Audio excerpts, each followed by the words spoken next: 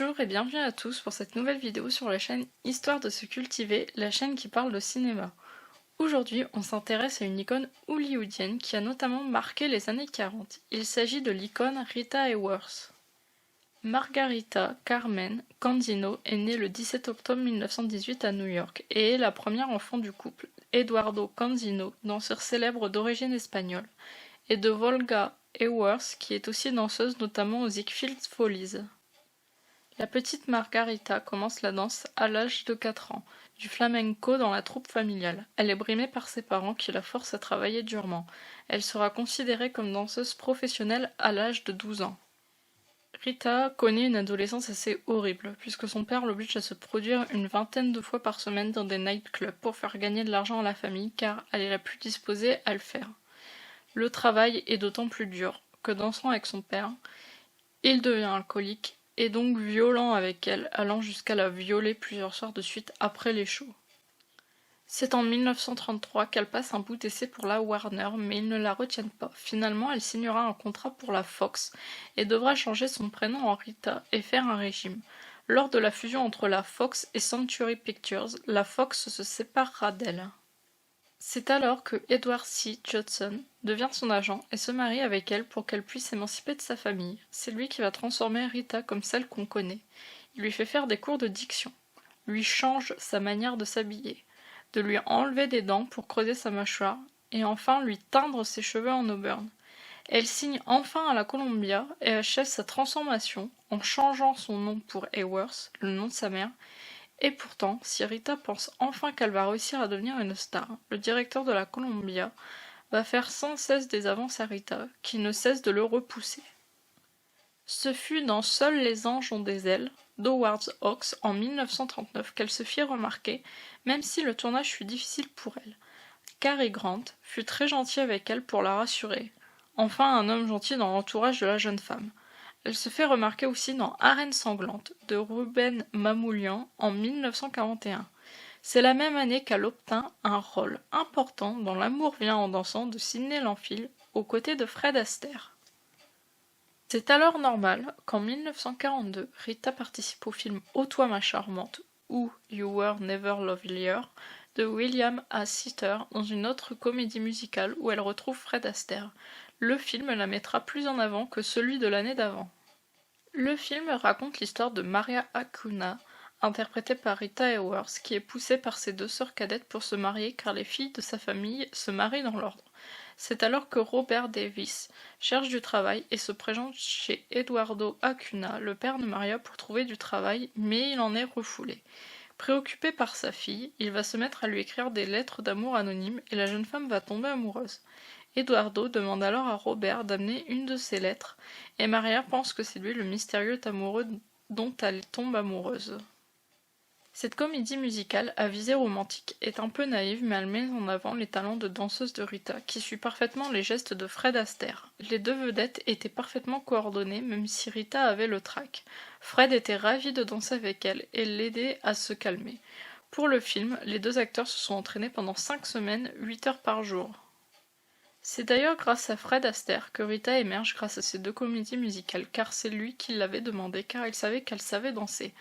Rita lui en fut très reconnaissante et on considère que Rita fut l'une des partenaires que Fred avait le plus apprécié dans sa carrière. Le film aura 3 nominations aux Oscars pour la meilleure musique de film, la meilleure chanson originale pour Dearly Beloved et le meilleur mixage de son. Dans sa vie privée, Rita divorce de Judson, qui était devenu violent avec elle. C'est un nouveau chapitre de la vie de l'actrice qui commence. C'est en 1946 que Rita Hayworth connaît son plus grand rôle, après plus d'1 an d'absence au cinéma de par la naissance de sa fille Rebecca, qu'elle a eue avec son nouveau mari Orson Welles. C'est le film Gilda de Charles Vidor qui l'élève au rang de sex symbole et d'icône hollywoodienne. Le film raconte l'histoire de Johnny Farrell, interprété par Glenn Ford, qui devient l'associé de Balin Munson, interprété par George McReady, dans son casino. Alors que Balin s'absente du casino pour un voyage d'affaires, il revient avec sa nouvelle épouse, Gilda, donc interprétée par Rita Hayworth, que Johnny connaît puisqu'elle est l'ancienne fiancée de celui-ci. Sous l'ordre de Balin, Johnny va surveiller les frasques de cette femme qui cherche à punir Johnny de l'avoir abandonné. De son côté, Balin trempe dans des affaires douteuses qui l'obligent à se faire passer pour mort, sans mettre au courant personne, ce qui complique les choses. Le film a été construit autour de Rita Hayworth au jour le jour pour mettre la jeune femme en valeur. Les 2 chansons du film, dont le fameux Put the Blame on Mame, fut tourné à la fin car rajouté à la fin. La robe que porte Rita pour la chanson fut inspirée de celle du tableau Madame X de John Singer Sargent datant de 1884. Gilda est le film qui élève Rita au rang d'icône. Le nom Gilda fut même écrit sur une bombe atomique testée en 1946 avec une photo de l'actrice, chose qui lui déplut, l'actrice ayant horreur de la guerre. L'extrait de Put the Blame on Me est certainement le plus connu. Il fut d'ailleurs retravaillé par Michael Jackson himself pour la tournée This Is It pour la chanson Smooth Criminal où quand Gilda jette son gant, c'est Michael Jackson qui le récupère et ainsi il recrée un court-métrage à partir de l'extrait. Si cette scène reste dans les mémoires des Américains à cette époque, c'est aussi parce qu'elle défie le code ACE qui code la censure du cinéma américain, car Gilda, en enlevant son gant, fait des allusions au striptease qui est une pratique non tolérée dans les films à cause du fameux code. L'année suivante, nous retrouvons Rita dans une nouvelle comédie musicale intitulée L'Étoile des Étoiles ou Down to Earth, d'Alexander Hall. Le film est inspiré de la pièce Heaven Can Wait d'Harry Segal.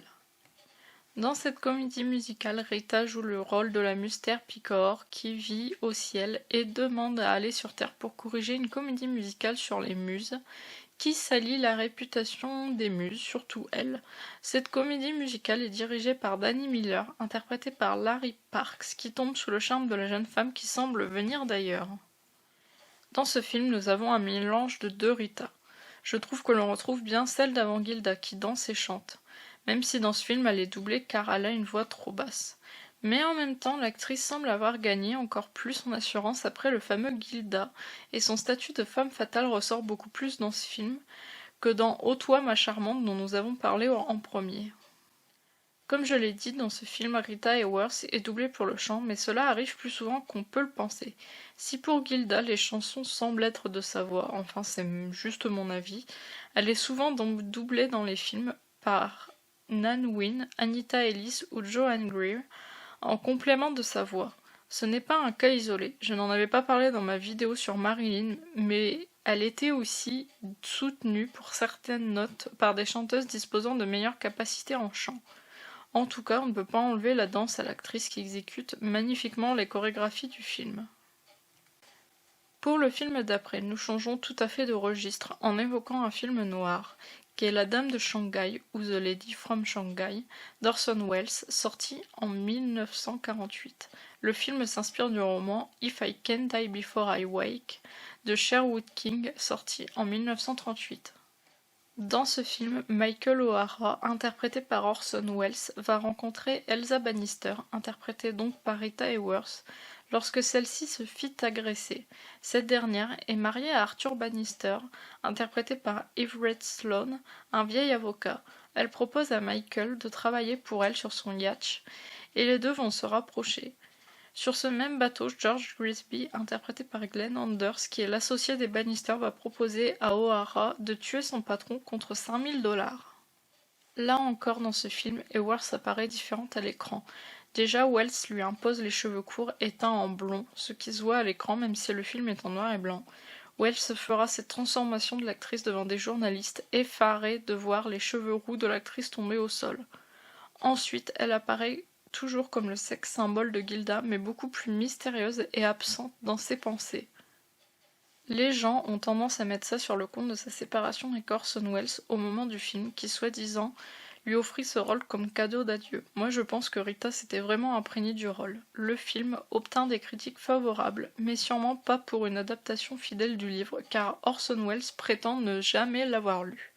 La scène finale dans les miroirs où Hayworth se reflète sur plusieurs d'entre eux est considérée comme une scène marquante du film et sera reprise dans de nombreux films par la suite. Un autre film la même année met en vedette Rita Hayworth. Il s'agit des Amours de Carmen, ou The Loves of Carmen, de Charles Widor, qui s'inspire de l'œuvre de Prosper Mérimée, à savoir Carmen. Dans ce film, Don José, interprété par Glenn Ford, arrive à Séville et rencontre Carmen, donc interprétée par Rita, une gitane rebelle qui attire tous les hommes. Un jour, lors d'une bagarre, Carmen est envoyée par Don José au poste mais la relâche car il est amoureux d'elle. Son supérieur le consigne et les retrouvant le soir même dans les bras l'un de l'autre veut punir Don José qui pour se défendre le tue. Les deux amoureux s'enfuient alors dans les montagnes où Don José découvre la vie de contrebandier et surtout que Carmen est mariée à l'un d'entre eux. Dans ce film, Rita apparaît de nouveau comme celle que l'on a connue avec sa longue chevelure rousse et ses danses ainsi que son rôle de séductrice malgré elle. Elle fit venir pour ce tournage des membres de sa famille car elle produisit en partie le film avec sa nouvelle société de production, The Beckworth Corporation. Son père, oui le gars qui l'a violée régulièrement, est engagé comme chorégraphe, son oncle est un soldat et son frère un danseur. Si Rita a fondé sa propre société de production, c'est parce qu'elle a renouvelé son contrat avec la Columbia qui à présent reçoit 25% des bénéfices sur chacun des films qu'elle tourne. Le nom est un diminutif de Becky, le surnom de sa fille Rebecca, et son nom Hayworth. Pourtant, malgré ce contrat, Rita sera absente dans les salles de cinéma pendant 4 ans et devient princesse en épousant le prince Ali Khan en 1949. Rita Hayworth revient en 1952 sur les écrans avec le film L'affaire de Trinidad ou Affair in Trinidad, réalisé par Vincent Sherman. Le film raconte l'histoire de Chris Emery, une danseuse et chanteuse dans une boîte de nuit sur l'île de Trinidad, qui est mariée à un homme qu'elle n'aime plus et dont le corps est retrouvé au début du film. Le frère de celui-ci, Steve Emery, interprété par Glenn Ford, vient sur l'île pour assister à l'enquête et rencontrer sa belle-sœur. Les deux se détestant au début, puis finissant par s'apprécier, vont enquêter sur la mort de l'homme qui aurait eu lieu dans la maison de l'homme le plus puissant de l'île, s'appelant Max Fabian, et qui fait régulièrement la cour à Chris. Le film reprend les codes de Gilda pour parfaire le retour de Rita Hayworth au cinéma. Un film en noir et blanc, les deux acteurs principaux sont les mêmes, la sensualité de Rita dans de nombreuses robes mises à l'honneur et surtout un numéro chanté avec Trinidad Lady dans la maison de Max Fabian.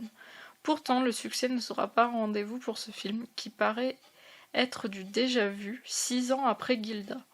Mais heureusement, le film n'entachera pas la popularité de l'actrice qui recevra toujours des propositions de films à la suite de celui-ci. L'année suivante, c'est donc dans le film biblique Salomé de William Dieterle qu'elle apparaît. Le film s'inspire librement des Saintes Écritures même si elle ne les respecte pas. Le film se passe sous le règne de Tibère, où Salomé à Rome est expulsée de la ville par l'empereur car elle voulait épouser un Romain. Mais elle est considérée comme une barbare. Barbare étant quelqu'un qui n'est pas romain et non une femme avec une hache qui découpe les autres Romains. Celle-ci est originaire de Galilée et fille de la reine Hérodiade, contre qui Jean le Baptiste prêche, ainsi que le roi Hérode Antipas qui est le beau-père de Salomé. Hérodiade, voulant se débarrasser du prêcheur, va utiliser sa fille auprès du roi pour obtenir la tête du prêcheur. Dans notre histoire, nous avons aussi le commandant Claudius, interprété par Stewart Granger, qui tombe amoureux de Carmen et converti par le prêcheur va essayer d'ouvrir les yeux de Salomé et lui enlever sa haine des Romains. Comme je l'ai dit, le film s'inspire de l'histoire mais est romancé. Hérodiade s'est effectivement mariée à Hérode Antipas, qui était le frère du premier époux de sa femme, et c'est bien cela que Jean le Baptiste dénonce.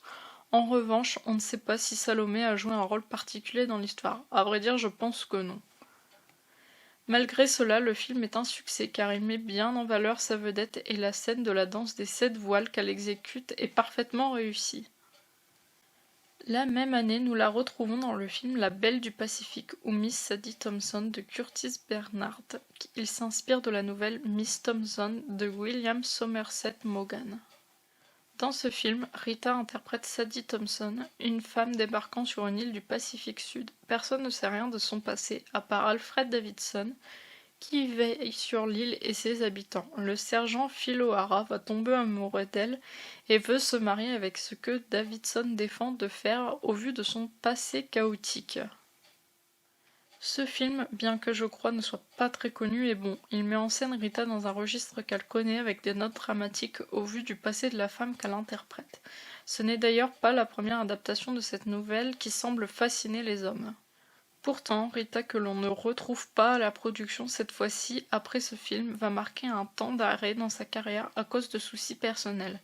La garde de sa deuxième fille, suite à son divorce avec le prince Ali Khan, l'échec de son mariage avec Dick Ames qui la bat, Rita connaît une sorte de descente dans les années 50. Nous retrouvons Rita en 1957 dans L'Enfer des Tropiques, ou Fire Down Below, réalisé par Robert Parrish qui s'inspire du roman du même nom de Max Cato. Dans ce film, Felix Bowers, interprété par Robert Mitchum, et Tony Finn, interprété par Jack Lemmon, sont associés et possèdent un vieux bateau où ils font souvent passer de la contrebande. Cette fois, on leur demande de faire passer Irena, interprétée par Rita Hayworth, sur l'île de Santa Nada, qui fuit visiblement quelque chose car elle est sans papier. Tony en tombe amoureux et veut se marier avec elle en arrivant à Santa Nada. Mais avant, il doit faire un dernier chargement de contrebande. Il revient par un bateau qui, à cause d'une collision, est détruit de l'intérieur et se retrouve coincé sous une poutre. Le film reçut un bon accueil du public grâce au travail du réalisateur, mais aussi la présence de Robert Mitchum, celle de Jack Lemmon qui en a marre des rôles comiques, et surtout le retour de Rita Hayworth au cinéma. Le public fut heureux de la retrouver, même si elle n'était plus le sexe symbole du moment, d'autres émergents comme Marilyn, Ava Gardner ou encore Elizabeth Taylor. Robert Mitchum se lia d'amitié avec elle, amitié qui durera jusqu'à la fin de leur vie. Il considérait Rita comme une femme extrêmement gentille dont les hommes avaient abusé, et il avait raison. La carrière de Rita commence à battre de l'aile pour des raisons incontrôlables pour l'actrice, qui commence à souffrir de la maladie d'Alzheimer au début des années 60. Cela ne l'empêchera pas d'avoir un rôle remarqué dans le plus grand cirque du monde d'Henry Hathaway, ou Circus World, en 1964. Ce film raconte l'histoire du cirque de Matt Matters, interprété par John Wayne, qui veut partir faire une tournée en Europe avec son cirque, mais arrivé à Barcelone, les équipements de cirque prennent feu. Matt doit alors reconstruire son cirque, mais il veut aussi retrouver Lily Alfredo, interprétée par Rita, qui est son ancienne maîtresse, et la mère de Tony Alfredo, interprétée par Claudia Cardinal, qui a été élevée par Matt car son père, surnommé Flying Alfredo, est mort dans un accident de trapèze, ce qui avait fait fuir Lily. Quand Matt retrouve Lily, il l'engage dans le cirque sans faire savoir à Tony qu'elle est sa mère. Le film est un succès total.